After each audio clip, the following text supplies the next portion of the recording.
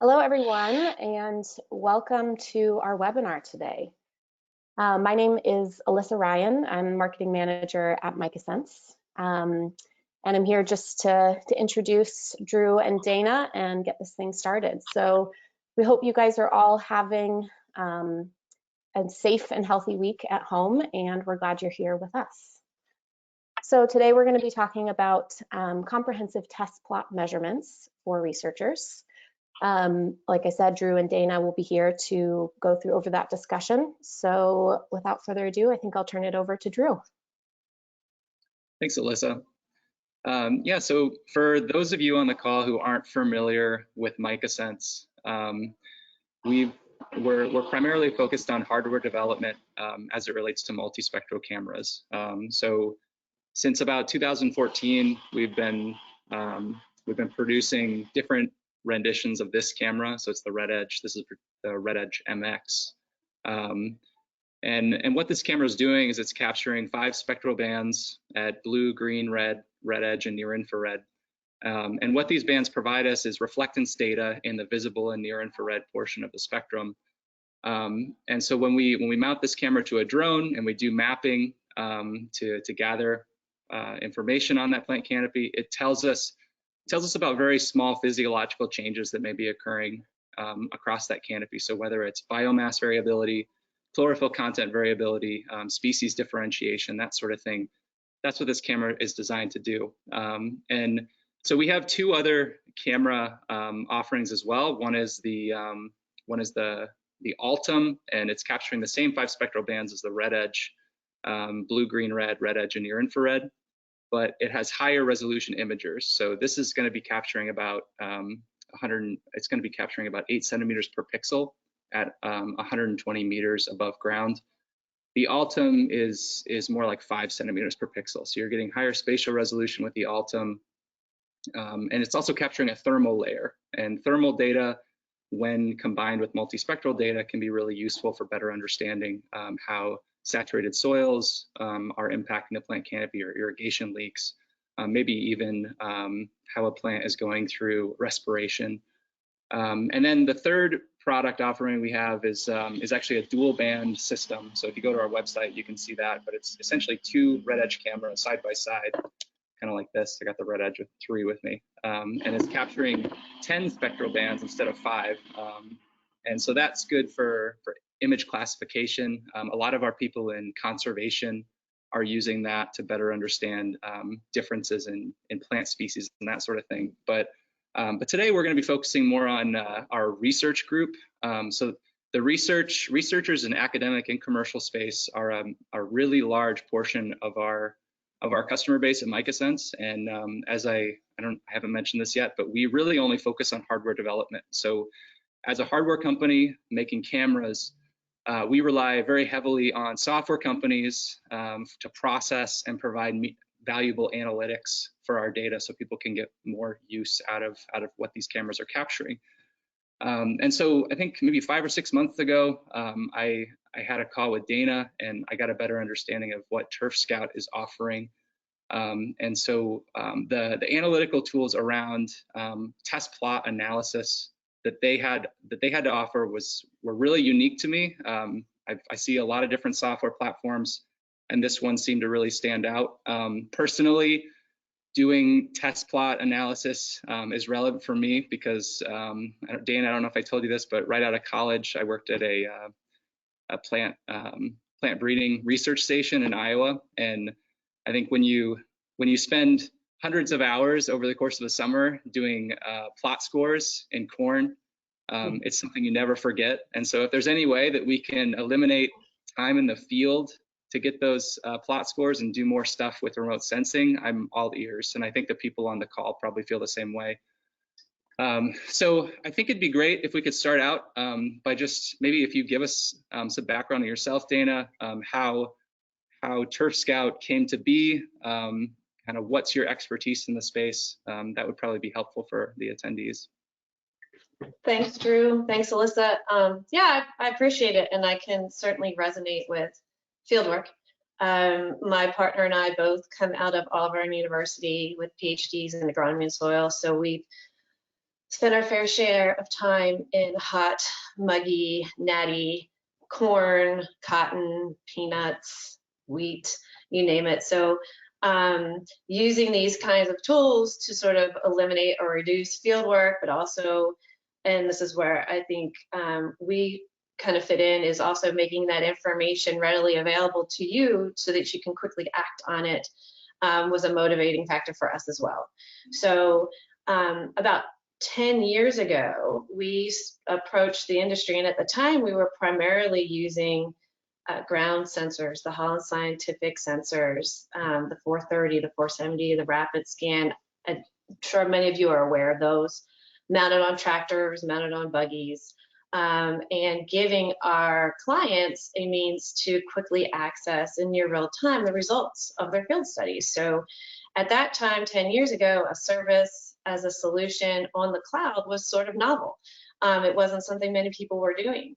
And with the permissions for controlled sharing, it was really attractive for some of our product development managers to be able to equip their field staff, their trial managers, trial officers with this this type of technology, and all they needed to be able to do was collect it and upload it, and then the resources were there at their fingertips in terms of visualization tools, charting tools, exports, data exports. And so over the years, we worked closely with those clients and continued to build those tools. And in around 2015, back to our roots again in crop science. So we, as you may have guessed by the name TurfScout, we started out approaching the turfgrass community, but we are agronomists by training. And so the opportunity arose to tool up with a New Holland scientific sensor, the Phenom, which was designed for rapid throughput phenotyping. And so we upscaled our ground sensor toolkits to handle that sensor, to pre-process that image, the data, so that our researchers are getting clean outputs, that they could access the summary of that data quickly. And then they also asked us if we could provide some statistical tools. So we plugged in the statistics. So now product development manager in Nebraska could oversee data throughout Europe, and not just the visualization of the map, but also, you know, as an analysis of variance, yield prediction. You know, it was a custom toolkit that we built for them, but it was a great resource to be able to hit a button and get to the end result without mining all that information. Fast forward a couple years, and the FAA lifts the ban on drones, and all of a sudden people are now flying cameras and interested in that bird's eye view, and eliminating having to be in the field, you know, to any degree was attractive. And so we went that direction, and we began building our own pipeline to our specifications from a research perspective, so that we could provide quality outputs in the singular pipeline to our client, using, you know, a Micah Sense. And that's where TurfScout sort of became AgSpect, powered by TurfScout. As more and more of the agricultural community began looking for those services, we began, you know, taking more and more of that on over the years. With that brief introduction, I have a short little slide deck I'd like to share. If I can turn that on real quick and give you a little bit of an overview of our, let's see. Oh, here it is. Okay.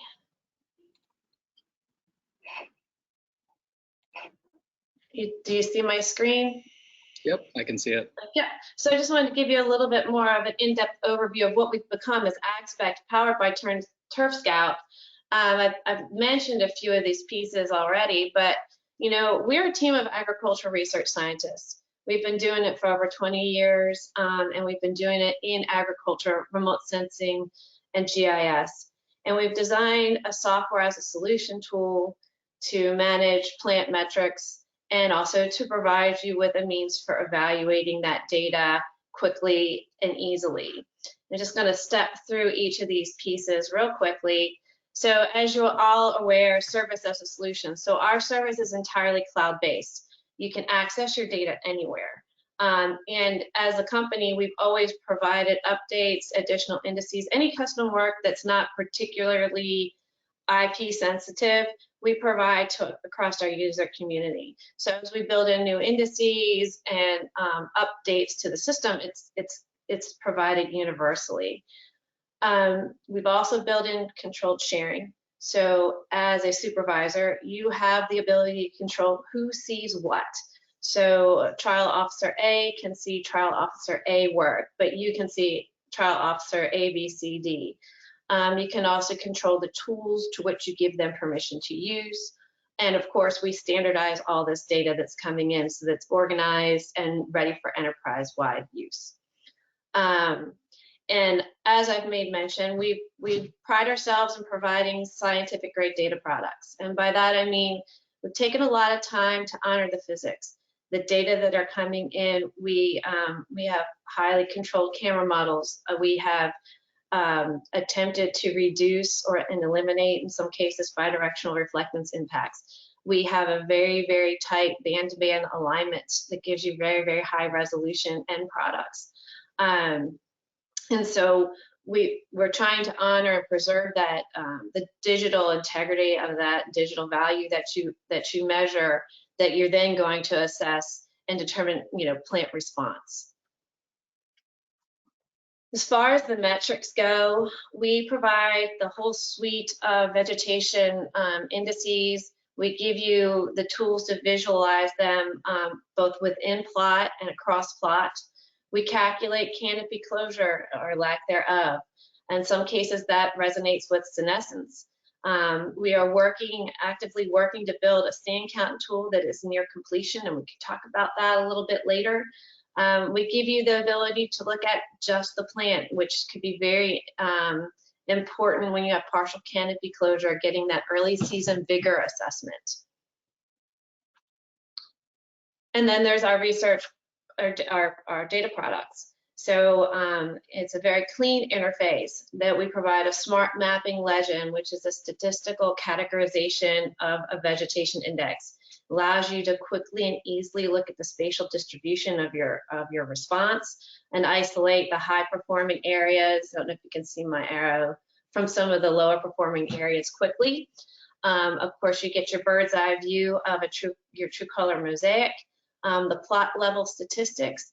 And then if you look at the charting tools here below, we'll walk through some examples of those, but it's a really quick and easy way to navigate among plot, treatment summaries, relative differences, and a host of those vegetation indices and data products. And then at the end of the day, there's a really easy export tool. So you can summarize this by the plot or the treatment and then populate that in whatever statistical application that you're using. Just a little bit of our past performance history. We worked across the industry with people like Bear and Toro and Scotts, and we're very grateful for the opportunity to have worked with them and continue to work with them as a resource for radiometric data analytics. And in some cases, we've had the opportunity to work very closely to build custom applications for particular uses, so that we can enable those clients to do more. And of course, we also continue to work very closely with people across the universities, the independent crop consultants.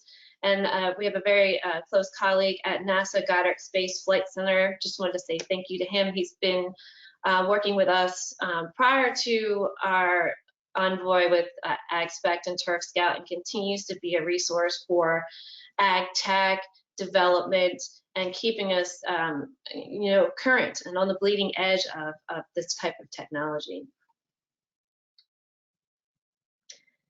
At the end of the day, we enable our clients to do more. So we have a turnkey workflow, we calibrate and clean the data, we provide the smart visualization tools, and give you the ability to make some on-demand decisions in one singular data pipeline. And we can do this in 3 simple steps. The first and most important of those steps is the plot plans.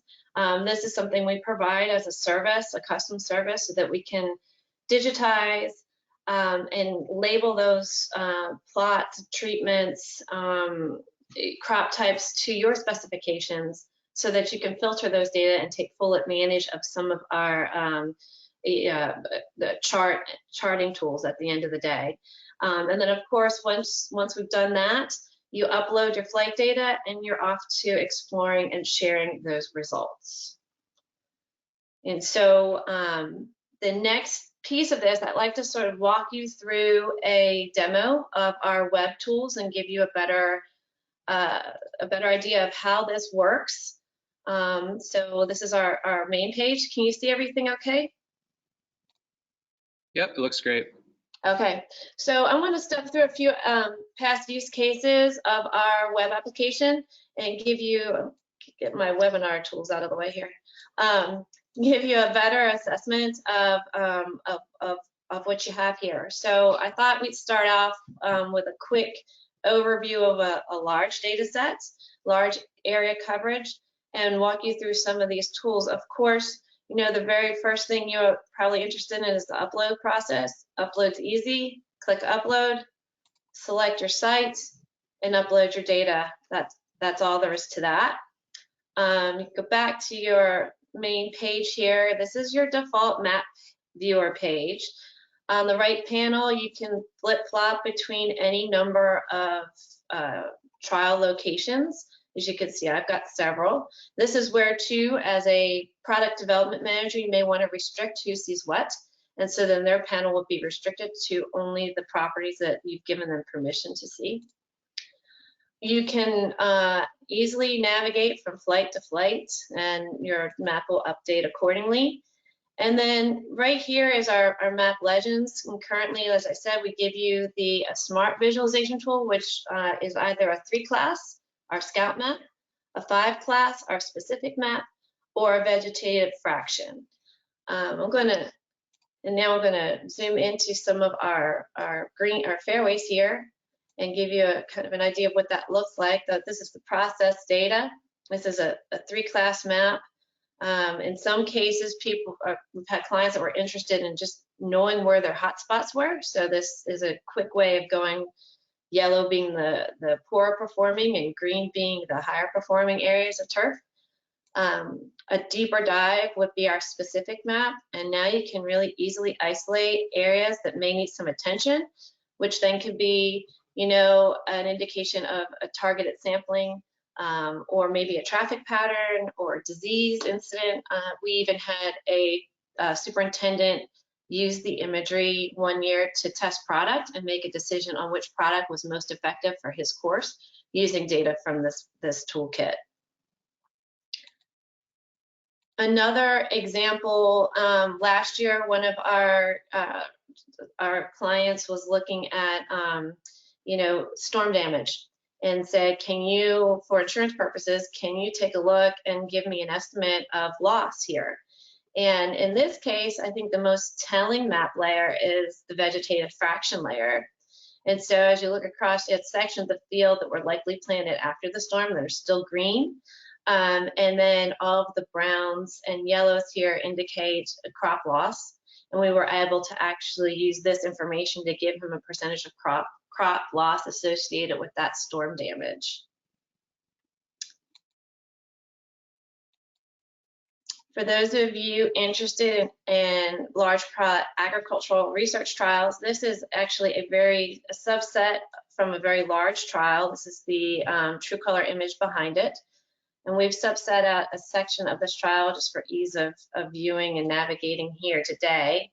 But you can see here, it's got three dates, which, you know, is great. Gives us an opportunity to look at time series data. I'm gonna go to July 10th here, give it a second to populate. And you'll notice that one section of the field is green and happy, and got the western side here showing a little bit of more of the yellow. The way to interpret this best is actually to look at the vegetation fraction. And what you'll see is this early stage image. You're looking at varying degrees of canopy closure, where the western half of the field is a little bit slower to close than the eastern half of the field. And later on in the charting section, we'll be able to split that by adjusting for vegetative cover. So one thing I was curious about here, Dana, is, and I guess one thing that stood out to me on TurfScout and AgSpect is that there are no index layer views, and so I'd be interested to hear from you why you chose to go the route of just basically bypassing the indices and composites altogether and just going to these outputs. Sure, of course. So first we wanted a clean viewer, but it goes a little bit deeper than that. We're really looking in a small range of the light spectrum. And one of the first things we did years ago to evaluate the quality of the data coming in was to look at a band-to-band correlation. And so if your data were good, you would have a high degree of correlation from one band to the next. And so the band-to-band correlation is an indication of quality of data, but it also tells me that even though we can assess different indices and derive some new information from those indices, by and large, they're highly correlated. So we chose to pick a singular index, and this is all based on the RVI, which is the simple near-infrared to red ratio, to represent the spatial variability across the field. In your charting tools, however, you will be able to choose from any number of indices and look at the individual response on an index-by-index basis. Okay, interesting, thanks. I had another question on the plot, basically the plot boundaries. When I talk to people in research, it seems like that's a pain point for a lot of people is just like creating those boundaries, having to recreate the boundaries every time they do a flight because of maybe low accuracy GPS, the tags, that sort of thing. Can you talk to like what the process is for, or kind of what TurfScout does to ease that pain point? So it's really very simple. We have clients that send us a screenshot of their plot plan. A lot of them use ARM, and they give me the ARM diagram, and we work through some of that together. But essentially, we provide that as a custom service so that the client doesn't have to worry with it beyond that. Once we digitize and label, we'll send you back a PDF and say, hey, this is the way we've labeled your plots. This is the way we'll label them as imagery comes in. And if you're happy with that, we're good to go. And we set it up so that they can upload their imagery based on that digitization. But we've provided that as a service for a long time. We will continue to provide that service, although we do understand that more and more people already have their plots in digital format and shapefile format. And I also wanted to make clear too, most of the time we get numbers, plot number, treatment number. We don't need any IP. We're not looking for your IP. We don't want any more information than you want to share with us. It's just a tool that allows you to take full advantage of the charting and the filtering that we offer in the index summary page. Does that answer your question, Drew? Yeah, thanks. Okay. So anyway, this is back to the image we're looking at currently. This is a vegetative fraction, July 10th, and this is something that a lot of people tend to follow over time. So you go up, and let this thing catch up to me. We'll go up to July 27th, and you'll be able to see here that canopy closure has caught up. And then as early as August 14th, your plot patterns have changed, and your vegetative fraction, you're beginning to see the beginnings of some senescence. Not much, but you can begin to see it. Got another agricultural example that I think is a good way to show how our within plot variability tools work. So I'm going to zoom in here. What you're looking at right now is the within plot variability of each of these small plots. And if you choose to, you simply click the compare cross parcels, and now you have a statistical representation of the differences in plot to plot. One thing that stood out to us when we first looked at this image was, wow, this looks like full canopy closure, right? And when I switch to a veg fraction overlook, it's very clear that we're not at full canopy, and what we're actually seeing is senescence. And it's variable across plots and treatments, and is also variable if you look inside of each of the individual plots. So it's a great visualization tool to see what's happening in the process data in a plot to plot, treatment to treatment, trial to trial. Another great example is our these turf grass trials. It's a smaller data set. You can see the variability from plot to plot here. You can compare across.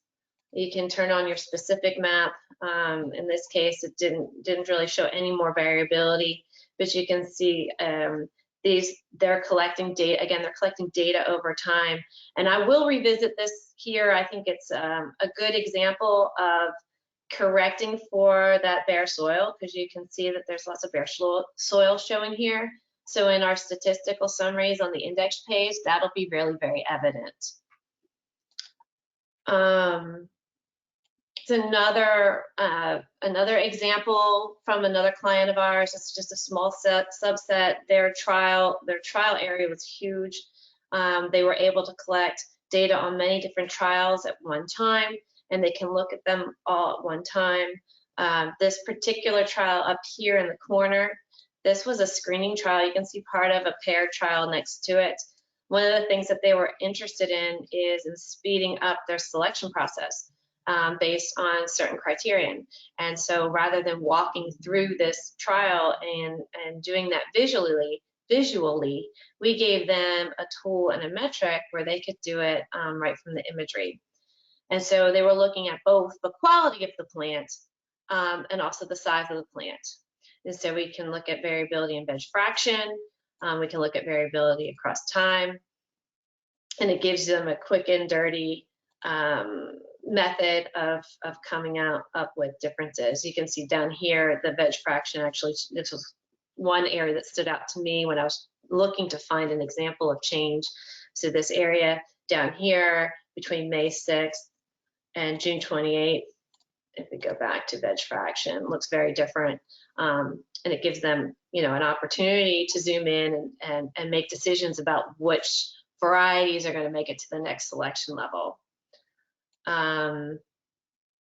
This is another, it's actually from the same site. I've put it up here because I thought it was a really interesting and fun little study we did. It was horticulture, and so we're not necessarily looking at a row crop or turf grass. In this case, we're looking at lobelia and roses and a bunch of tomatoes and different things, and looking at how those plants grow and whether or not we can see differences in their garden beds. And as we worked through this data, one of the questions that the team put to us was, how about bloom counts? Can you tell me how many roses I have, or how bright are those roses? And so we tackled that as well, and that's the next one I want to show you. But here's a close-up of what some of those beds look like. And what we were able to do is go through with the imagery and isolate the pinks and the yellows and give them not only bloom count, but an intensity to go with it. So that is our mapping page, and the section that we go to for the visual representations. But I think of equal importance is our index summary page. And so this is the page you would go to if you were to, want to make some quick on-demand treatment by treatment comparisons or plot-to-plot comparisons. This is our fairway example, and what you're looking at are fairway numbers, so they can look at how fairways are performing. You can also change the dates easily. You can summarize by, in this case, parcel only, but if it were a plot study, you could also separate by treatment. If you had multiple groups out there, and if you wanted to split, you could split them up by course, the front 9 or the back 9, for instance. Polygon types, this is where, you could, in an agricultural example, it might be cotton, corn, and peanut in a golf course example, that's fairways and greens. More interestingly though, you can choose from any number of metric or singular band to display here, and we will, populate that on the fly.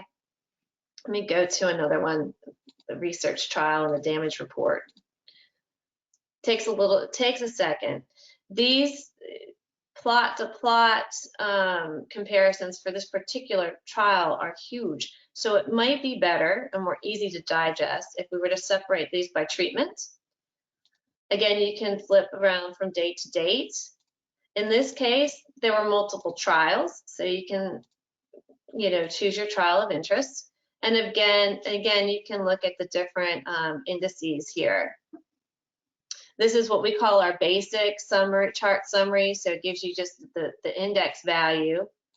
You can also look at variability, so you can look at treatment variability or plot variability. And you can also look at a relative difference. This is one I like. So you can pick your control or your reference plot, pick your index, and this will update. And so now it's telling you basically that relative to plot 3, treatment number 8 is your top performer. Treatment 10 and treatment 4 seem to be pretty poor performer, but it's a very quick and easy way to select your higher performing plots from your lower performing, your higher performing treatments from your lower performing treatments. What would you say, can you give a couple of, maybe one example of like what would a treatment be that that some of your clients are doing on the plots? Like, yeah, so in turfgrass in particular, there's a lot of fungicide trials or efficacy trials. So there may be a control out there that they expect to do very well, or vice versa, or not so great, but a control that this is our norm. This is what everybody's currently using. This is treatment number 3. Treatments 1, 2, and 4 through 10 may be different rates, different chemicals, or different cultural practices. And so it's a really easy way to say, rate number 8 is our top performer. Maybe rate number 8 shows promise. Let's investigate that. Obviously, number 10 didn't, may have caused damage even. sure. So go ahead. I'm sorry. No, yeah, okay. So that's what I mean as far as this relative treatment tool is a decision-making shortcut, so to speak. I'm going to go back to that horticulture trial and show you what some of that data looks like. If I go to, let's see, I think I might have to log back in here. Index summary. Let's go back to our hort trials. So this is our horticulture trial. We've got a few dates in here. We've got parcels and treatments, so we can sort by treatment. And then I told you previously that we were able to identify bloom coverage and bloom intensity.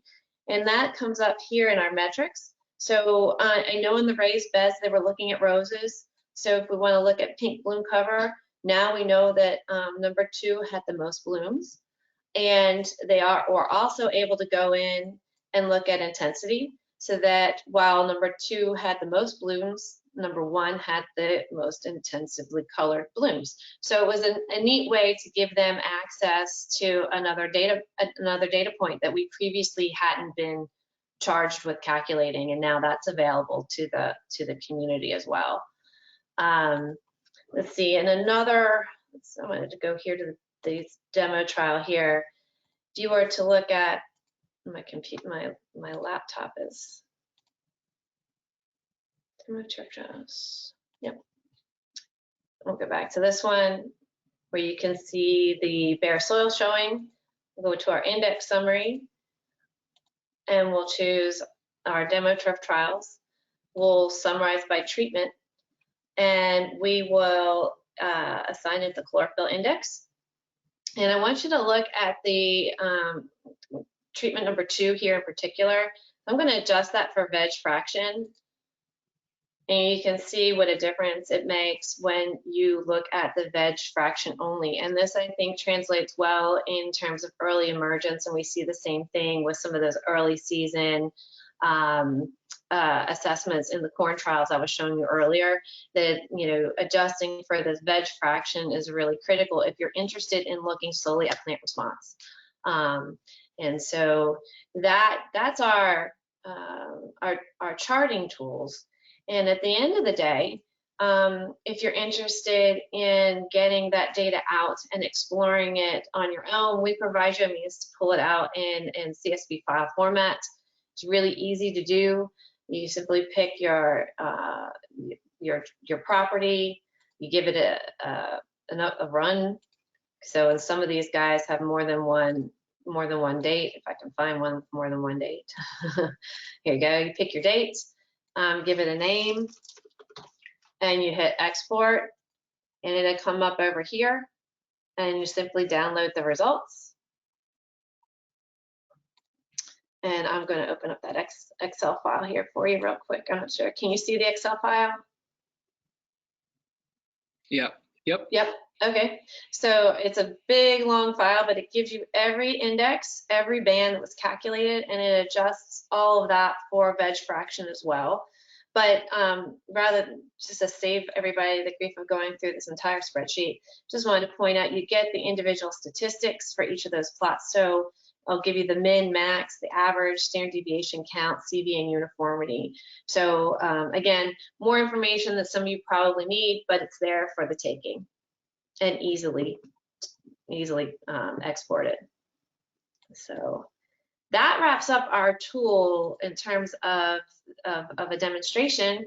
And I'm happy to hand it back over to Drew if you've got any particular questions about the website or where we're going with where we're going this year.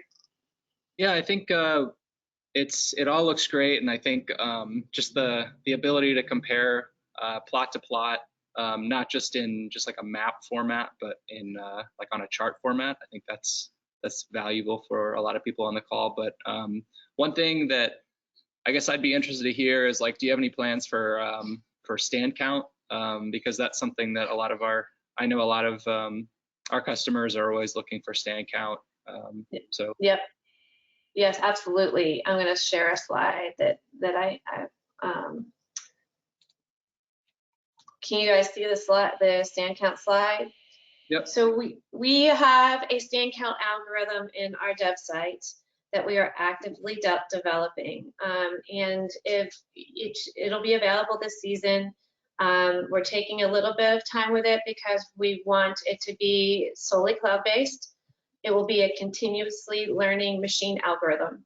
And the reason that is important is because although a majority of our clients are asking for corn, inevitably there are other crops out there of interest. And this will allow us to adapt to that. The way we're building the model, we will be able to adapt to those new crop types as they come in. Our initial estimates based on whole field accuracy were above 90%. Plot to plot, we expect that to be much, much higher. And that will only improve as we feed this thing more and more data. And as a matter of point, a majority of those errors were due to overlapping leaves or double planting. So again, as we continue to give this machine more and more information, we'll see less and less and less of that. One really neat thing that we found was the ability to isolate these smaller plants and still be able to ignore the weeds around it. And so that was real promise here, and we anticipate being able to release that sometime this season. Yeah, that's good. That's another thing that I'll never forget is walking down plots and counting individual corn plots all day long. That was pretty arduous. So I like that tool. Yes. We're excited about it as well.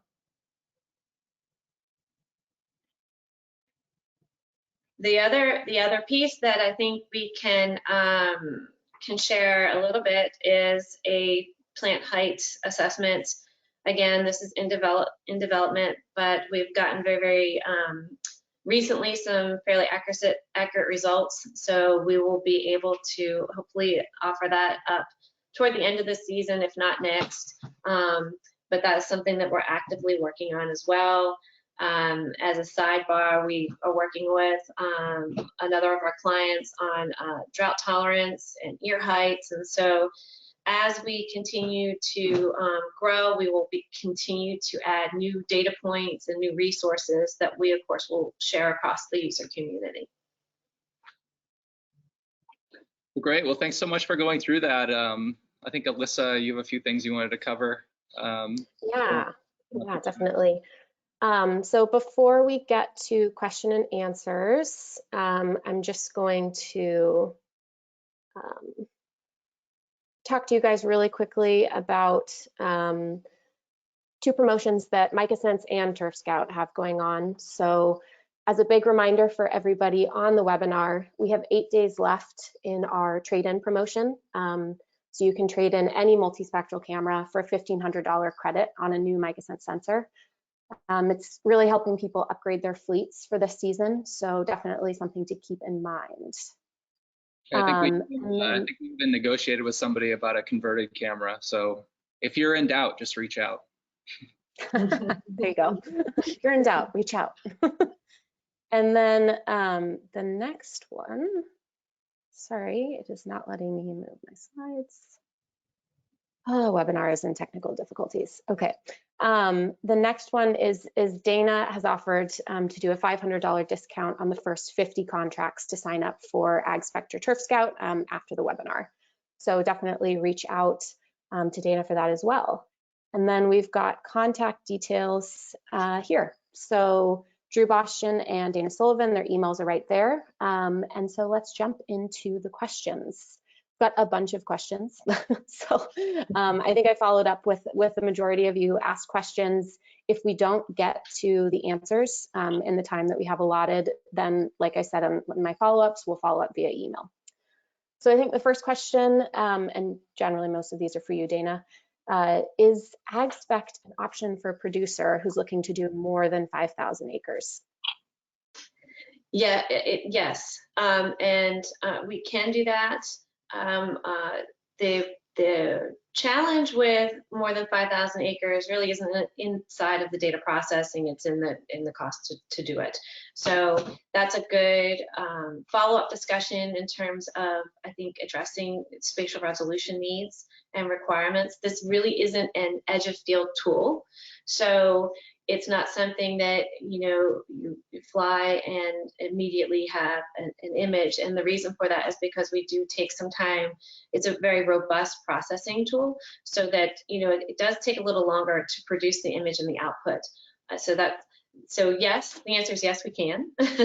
And the follow-up to that is it really whether or not it's the perfect solution really depends on how you choose to apply it.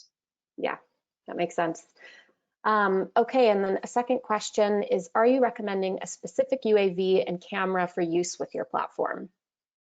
I have not. We've tried to build this platform to be agnostic. So no, I have not. Mm-mm. Okay, great. And then let's go to some data analysis questions. So does this work for oil palm trees? And what other crops do you cover? I have not covered oil palm trees. That would be a great area of investigation. I think that the filtering tools that we use would need to be adjusted for trees. We've designed them primarily to address agriculture and turfgrass applications. So those would be the best quality outputs. Trees would require a little bit of finagling. And as far as the crops that we've worked with in the past, we've worked with a whole number of crops. Primarily, we get a lot of corn, wheat, turfgrass. Prior to my time as AgSpect and TurfScout, we did a lot of remote sensing over cotton and peanut. And so, if it's green, the old saying way back from the days where I was learning all of this. If it's green and it grows, we can measure it. So Cool. Great. And then we also have a question about weed detection. So is it possible through your platform? Not currently, unless it's a bare soil image at the beginning of the season. We're designing that stand count tool to isolate corn. I believe that the ability to detect weeds is very likely, but that's not something that we're currently doing. Cool. Okay, and then we've also got, how do you ensure data quality for radiometric calibration and ground control? How do I ensure the quality for radiometric data? So first, a lot of that comes with the metadata, that we read the metadata coming in with the camera models, and we are careful to eliminate questionable data frames first. We've built in algorithms to assess bidirectional reflectance and try to minimize that as much as possible.